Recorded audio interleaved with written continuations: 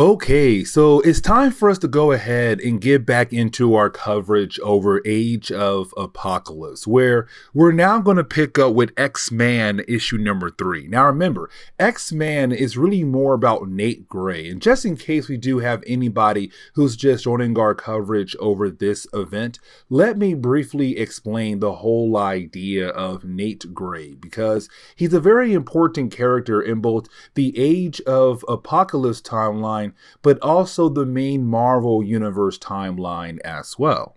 So when it comes to Age of Apocalypse, we know that this is a reality that was created out of the idea of the death of Charles Xavier. It was a whole idea where you had Legion go back in time to kill off Magneto because he believed that if Magneto was not around, then Charles Xavier should have been able to achieve his lifelong goal. The problem was that when it came to Legion, he had killed off Charles Xavier instead. Now, here comes the next big problem, because yes, it did give us a brand new reality, but with this brand new reality, we all now see new different versions of the different characters that we have loved over the years. So a new version of Storm, a new version of Cyclops, Jean Grey, and Wolverine, or really Logan, or Weapon X in this reality. But there was one character that had fans wondering, how can you bring in a new version of that character in this brand new reality?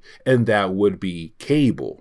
You see, in the old timeline, Cable was the child of Cyclops and Madeline Pryor. Now, Madeline Pryor was the clone of Jean Grey, because to Mr. Sinister, it was the whole idea of wondering, how powerful the child would be when it came from Jean Grey and Cyclops. The problem was that Jean Grey was not around, and so for Sinister, he had to make a clone of her, which he did, which was Madeline Pryor. But in this reality, there is no Madeline Pryor. But on top of that, for Cyclops and Jean Grey, they were never in love. For Jean Grey, she had fallen in love with Logan. So the question was, how can you bring a new version of Cable in this reality? And so when it came to Mr. Sinister, what he did was, he basically created Nate Gray in a lab by using the DNA samples of Cyclops and Jean Grey. Now,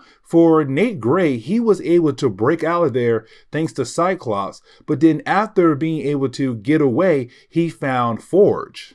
And we had learned early on that when it came to Forge, him and his people were called the outcasts. They would go around different areas in the west of America to kind of put on different plays and shows for different groups of humans. But at the same time, they'll go out of their way to kind of try to ruin different operations that Apocalypse had going on in different parts of America.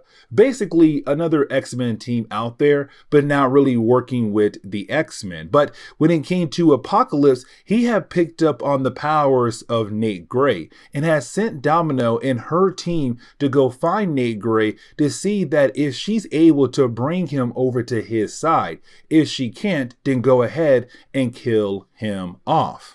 And so as we get into the opening pages for X-Man issue number 3, we're really picking up with the idea of Forge and also Essex being confronted by Domino and her team. Now, I want to focus on Domino's team first. And here's the reason why. Because for Domino, on her team, you have Domino, Grizzly, and you also have Caliban as well, who were all sent here to find Nate Gray. But let's go ahead and shift our focus on to Essex. You see, back in 1995, you had the book wanting you to pretend that you had no idea who Essex was, just some mysterious character who had a huge amount of interest in the Nate Gray, but for unknown reasons. Now, we already know why, because Essex is actually Mr. Sinister in disguise, but for the sake of the story, it's kind of like, ooh, who is Essex? But for Forge and Essex, they have to work together to fight against Domino and her team. Now, Forge does run away to find the rest of the outcasts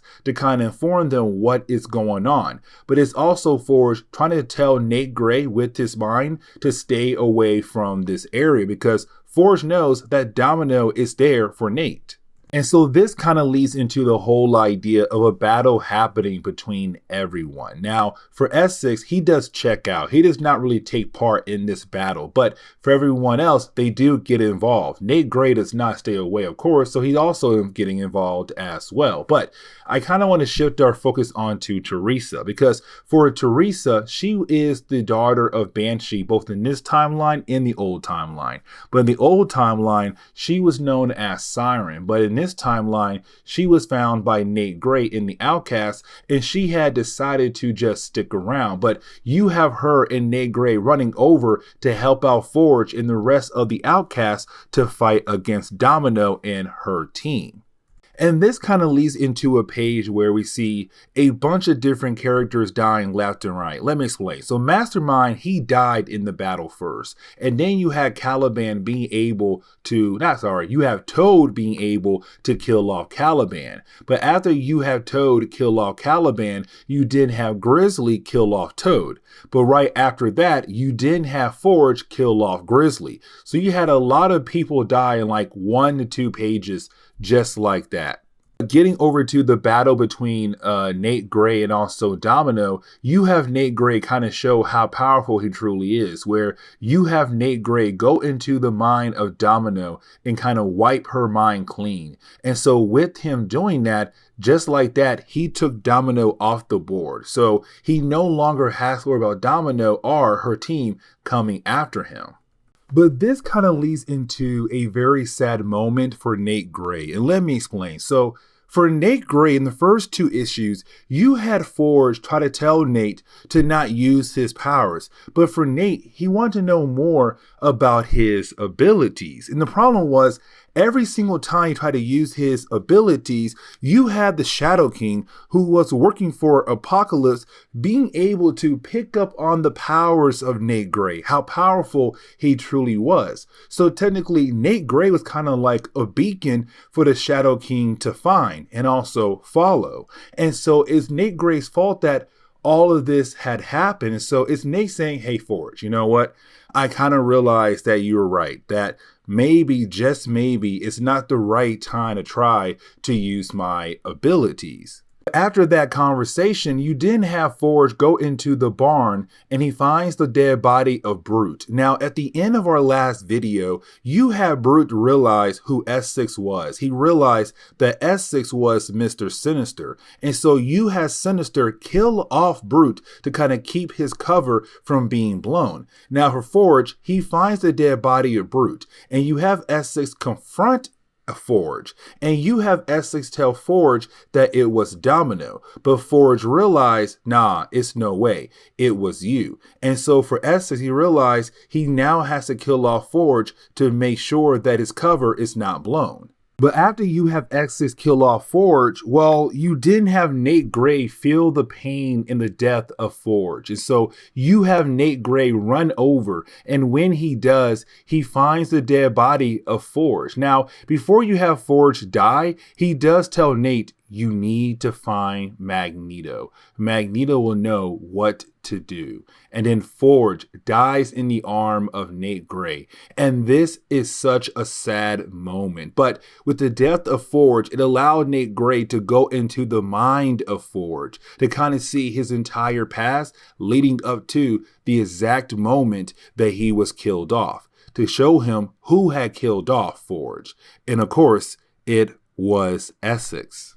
And so this kind of leads into the final part of this storyline where you do have Nate Gray just use his powers on Essex's body to hopefully kill him off. But unfortunately for Nate Gray, he's not really able to kill off Essex. But you did have Essex show his true form, and that would be Mr. Sinister. And this is huge. But with that being said, guys, please leave me a like down below and subscribe. But guys, see y'all next time. Later.